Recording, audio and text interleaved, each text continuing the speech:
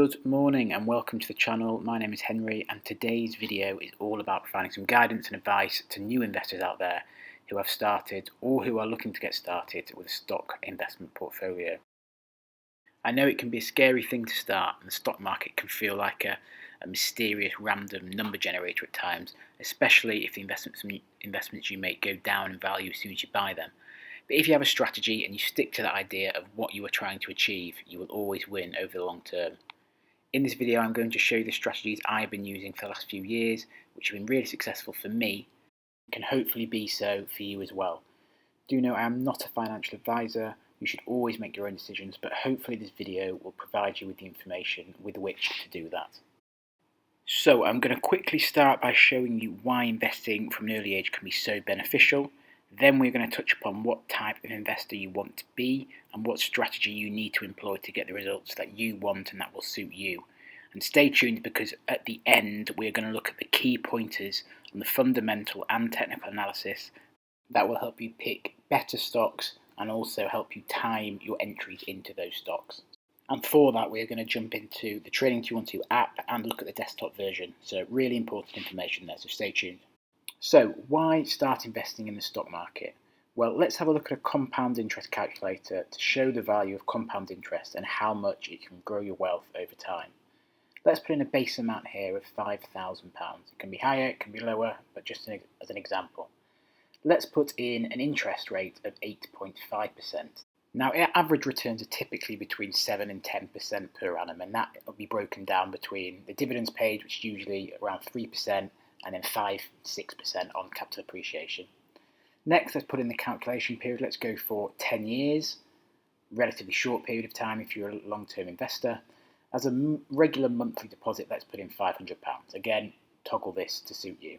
We hit calculate, and you can see your total deposit is £65,000 and your actual balance is over £106,000. So, huge growth there, even in the space of 10 years. Let's look at the graph. Note that the longer period you take it over, the more compound interest will start to kick in and really start to magnify your return. So let's put in 25 years, so say as a 25-year-old investor taking them up to 50 years. And you can see here £155,000 invested and over £560,000 would be the end balance. So over the course of 25 years, the age of 50, you would have over £560,000 with a starting balance of £5,000 and a fairly conservative interest rate of 8.5. If we increase that to 15, let's see what it does. So year 25 doesn't actually fit on the screen, but if you look at year 23, you can see the end balance being 1.36 million, and that's after initial investment of £143,000. Huge returns are available over a long period of time if you're patient and pick the right stocks early. So next, it's really important to consider what type of investor you want to be. And I think this is where a lot of people first go wrong because they're excited about buying stocks, they're excited to build a portfolio, but they don't really have a plan or an idea as to what type of portfolio they're trying to build and the results they want to achieve from it. So I've tried to set this sheet up in an easy to understand format. The first thing to be very aware of is trading and investing are two very different things. When trading, you are not bothered whether the stock is good or not because you are not planning on holding it for the long term. You're planning on buying and selling it in a short period of time to try and make a quick profit. If you want to learn about trading, you are in the wrong place. This is a channel all about investing. So within investing, I've tried to break it down into 4 strategy types. Now, some people may disagree with this breakdown, and if you do, please let me know in the comments, but hopefully it makes it easier to understand. It is important to note that you can have a mix of these strategies, but you need to know for what purpose you are buying a stock when you are buying it. The first strategy is simply to invest in ETFs or index stocks. Now, this approach is the most hands-off and arguably risk-free, although it will most likely result in lower returns. ETFs are a collection of multiple different stocks all put together to allow you to buy a cross-section of the market in one go. There are many different types of ETFs and indexes which aim to track different parts of the market, but they will all provide you with good levels of diversification as your risk is split over multiple stocks. This strategy is ideal for people who don't want to be checking their portfolios every day or week and don't want the stress of individual stocks crashing and potentially taking your portfolio with them. Of course, ETFs are still at risk of going down in value, but because of their diversification, they are much less volatile. I do hold a number of ETFs in my portfolio, including the FTSE 100, the S&P 500, an emerging markets ETF and a high dividend yield ETF. These give my portfolio a really good grounding and provide geographical and sector diversification. The next strategy is a dividend-orientated portfolio, which can also focus on dividend growth stocks, but for the purposes of this video I've grouped these two together. This strategy aims to fill a portfolio with high-paying dividend stocks that will provide a healthy guaranteed return on capital. You should still try and diversify your portfolio by picking dividend stocks in different sectors though. This is a really popular form of investing at the moment, with a number of YouTube channels focusing on this particular area of investing. It has great potential over the longer term when compound interest really starts to kick in, which basically means you are earning dividends on your dividends until your portfolio really starts to snowball. My reservation for this strategy is you need a lot of capital to really see that compound interest kicking in. And most young investors just don't have the money to throw at stocks, so growing a big portfolio can take a really long time. So again, I do hold some dividend stocks and dividend growth stocks within my portfolio. I hold the ones which I like the most, so I hold some Coke, some McDonald's, I hold some REITs, Johnson & Johnson and Unilever, just to provide my portfolio with some diversification. And it is really satisfying to see those dividends come in on a monthly basis and see them growing over time, albeit dividend and dividend growth is not the main strategy deployed in my portfolio, simply because of the ceiling I think it puts on capital appreciation prospects and therefore what overall growth your portfolio can achieve. You could have the best dividend stock in the world which pays you a 5% dividend yield every year, but if it doesn't appreciate in value, it is going to look like a poor performing stock against a growth stock, for example, which doesn't pay dividends but grows 15% in value over that year. And that is why my focus is on a growth portfolio which holds mainly stocks which don't pay fantastic dividends or no dividends, but I think have got greater potential to increase in value over the long term. My personal view is, whilst I'm young, this is the strategy I'd rather focus on. If I can get really strong growth my portfolio in the first few years, then maybe I can transfer some of the profits made into larger quantities of dividend stocks, as opposed to putting my initial capital into those dividend stocks to start with. And finally, just to touch upon spec stocks, which is probably the opposite end of the scale to index stocks and ETFs. Spec stocks are stocks which have just IPO'd, or very high risk stocks maybe that aren't making a profit yet, but that you think have got the potential to double, treble, 5x in value and make significant returns on your initial investment. Clearly, there is higher risk with spec stocks and growth stocks to an extent. It all depends on your level of risk and how comfortable you feel investing in certain stocks.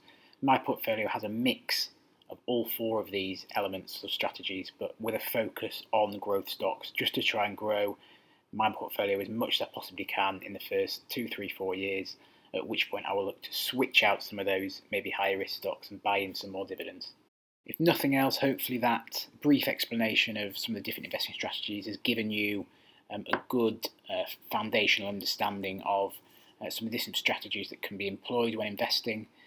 Now, before we dive into the Trading 212 app and desktop version, to look at some of the technical and fundamental analysis techniques I use when picking stocks and trying to time my entries of stocks, I'd really appreciate a like on this video if you're enjoying it or if you've taken some value from it. If you also click the subscribe button to follow this channel and look at both my portfolio and my ideas on stocks and trends, that would be very much appreciated. This is a brand new channel, so anything you can do to support it would be great. Okay, so welcome into the Trading 212 app. This is my portfolio, this is my home screen. It's been a good day today actually. We're up a couple of percent, which is great, but the purpose of this video is to take you through some of the key things I look for when analysing a stock's fundamentals, which usually refers to its financials. So let's use Alphabet as an example. So if we go down here, you'll see the first thing in the Trading 212 is the key ratios. This is the first sort of really important bit. So PE ratio to start with can provide a very sort of loose analysis on valuation. It's a very sort of hard and fast method, It doesn't go into any detail at all, but is often used to give an idea of whether a stock is cheap or expensive, and that is this number here. So 27.56 for Alphabet, I think, is actually quite fairly priced. So the thing you've got to be aware of with PE ratios is they'll differ for different types of businesses. For example, banks, fair value is probably between 8 to 12. For consumer discretionary, consumer staple stocks, so your Johnson & Johnson, Unilevers, they're going to be probably between 15 and 20. Anywhere at the lower end of that scale is probably pretty good value. Anywhere at the higher end, you probably want to think twice before you're buying it. And then growth stocks, so Alphabet, Amazon, Apple, some of the other ones, they're going to have high P ratios.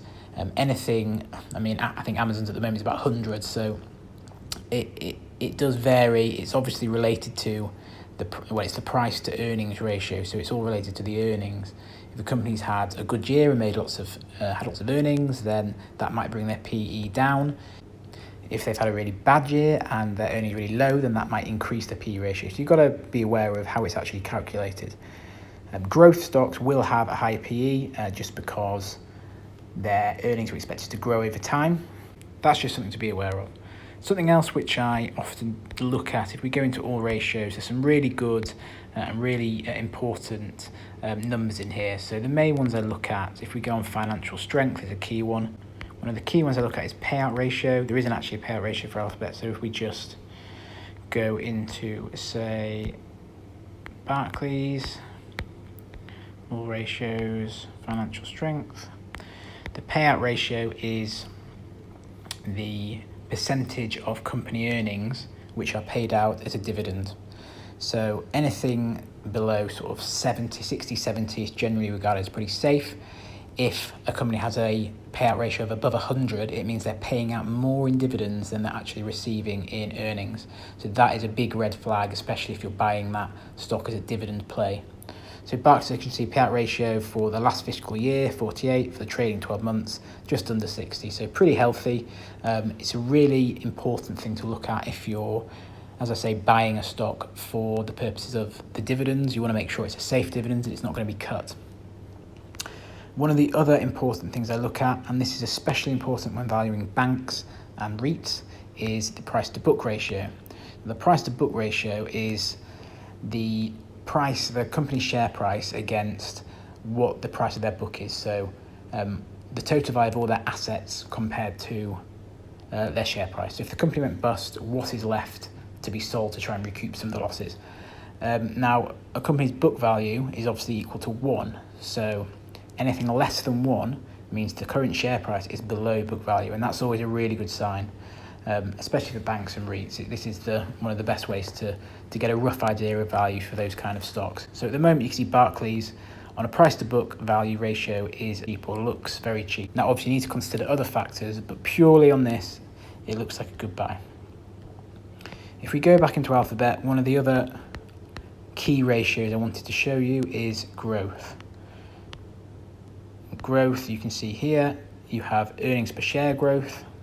You also have revenue growth. So you can see the 5-year forecast for both, for Alphabet, Google, is looking very healthy. 21.5% revenue growth and just over 20% earnings per share. So it's expected to grow by that over a 5-year period. So it's really healthy. It's what you want to see if you're buying a growth stock. If you're buying a stock for growth, you want to check out its growth rating and make sure it's got that headroom to grow into the future and people are expecting it to grow. Those are sort of the key ratios that I do tend to look at regularly when looking at stocks. The other key ones is obviously to have a look at the income statement, the balance sheet, and the cash flow. So the key things I look for is in growth stocks, I want to see increasing revenue and increasing income. So you can see on Alphabet here, it does have that. 2017, 110 billion, 2018, 136 billion, 2019, 160 billion. If you want to look at it another way, you can just zoom in here and then you scroll across on the top line. If you scroll down, you can see net income, 34 billion last year, 30 billion in 2018, and 12 billion in 2017. So really good growth there. Really healthy profit margin as well. Do tend to stay away from stocks with a low profit margin. It just means there is potential for their profit to be squeezed, with just a couple of things going wrong, or demand falling a little bit. It can have a big effect on their bottom line.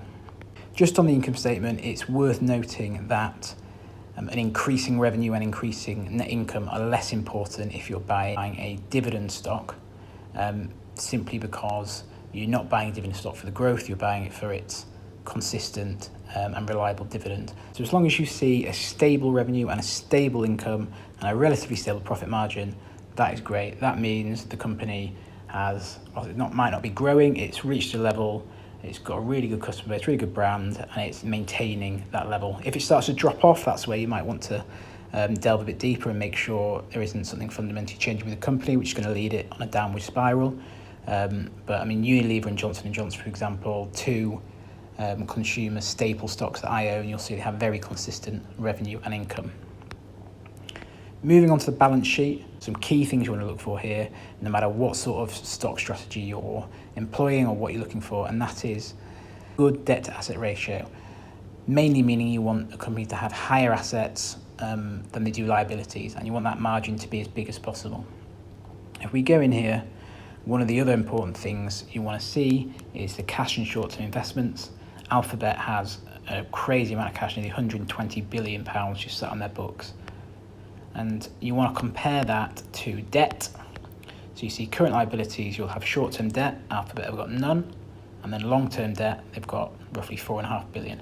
So they have got substantially more cash in the bank than they have total outstanding debt. So they could pay off their debt straight away, no problems. Why this is important is you want to be very wary of companies which have significant debt, and significant debt coupled with really low levels of cash. It means they're going to struggle to pay off debt if things take a turn for the worse, like they have recently.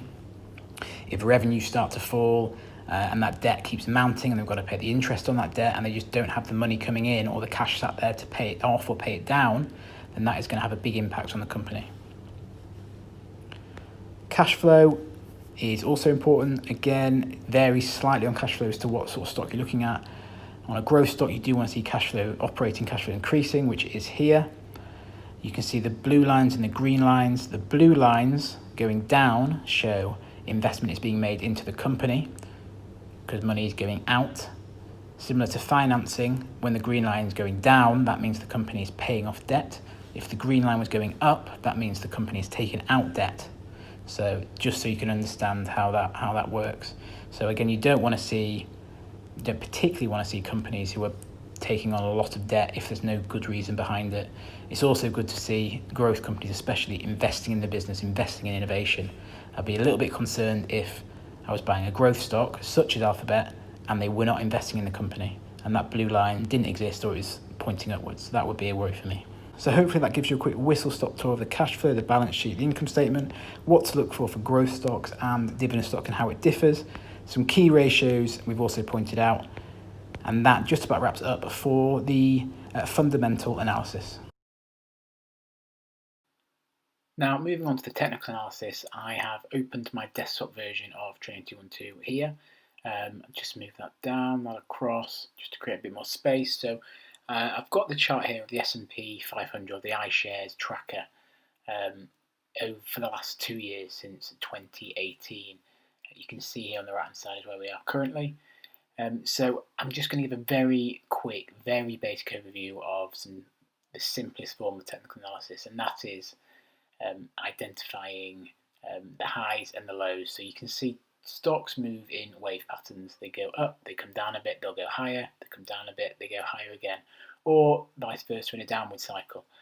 So what we really want to make sure we're doing is we're buying at the lows, not the highs. So we're buying when that market drops, we let it go up, we let it come back down again, we buy some more, we let it go up, we let it come down, we buy some more. So we're building a position at points in the stock's history when it's hopefully at a lower level. And over time, you'll average into a position which is lower of that than if you bought at any other time.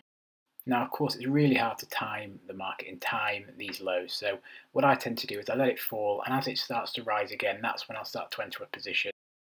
So I see that upwards momentum moving with the stock again. Now, of course, it might rise slightly and then drop further. And if that's the case, wait for it to turn again and then start your position at that point. There's no way of knowing which way the stock's going to go. No one knows. But if you're going with the momentum, the probability is in your favour. You've probably got more chance of being right than you being wrong. And if you're wrong, fine, let it fall further. As it starts to turn again, that's when you bulk up your position. And as a long-term investor, you should really be in the mindset that if it falls further, you should see it as a good thing because it's an opportunity for you to buy that stock at an even better price. And that's because you've done your research, you've done your fundamental analysis, and you know over the long term that stock is going to perform. So if you look to the right hand side of the screen now, you'll see I've currently got 3 moving averages on my chart. I've got the 50 moving average, which is the blue, the 150, which is the yellow, and the 200, which is the red. If you don't know how to add these to your chart, let me know and I can do a quick video on that. And they're really, really useful tools just to allow you to simply follow a trend. So a moving average, for those that don't know, is the average share price over that period. So the blue line is the 50 moving average, so it's the average share price over 50 days. Same for the 150 and the 200. Now, these are really useful just to see where the stock is in relation to its average. And more often than not, if the stock is a long way above its average, it will snap back at some point. If it's a long way below its average, again, it will snap back to the middle, to the average price. And it's a very simple but often quite effective way of judging whether a stock price is currently overbought or oversold. And if you just follow this trend along, you can see more often than not, when the share price goes dramatically above or below, it does pull back to that middle line. Now, of course, these techniques aren't foolproof. You are never going to be right all the time. And there is a lot more complicated analysis you can do for technical analysis. You know, there's oscillators, there's Fibonacci levels, there's a number of different analysis that you can use, but hopefully this one will give you a very basic, very simple understanding to at least get you to realise that stocks move in waves. Do not be drawn into buying stock when it's on a serious rise and is a long way from the moving average. Wait for that pullback and then you can enter your position. I think the most important thing you can take from this is just understanding the way stocks move and realising they do move in a wave pattern, and having the patience and the understanding of that to try and buy on the lows and not be drawn into the market. And right, that just about wraps up this video. So I hope you found this useful. I hope you took some value from it. I hope as a new investor or as someone potentially wanting to start investing, this has given you a clearer picture of what strategy might be best for you to get the results you want, and also how to pick stocks and how to follow trends on a very basic level. Please drop this video a like, please hit that subscribe button for more videos like this and to keep up to date with my personal portfolio. As always, see you in the next one.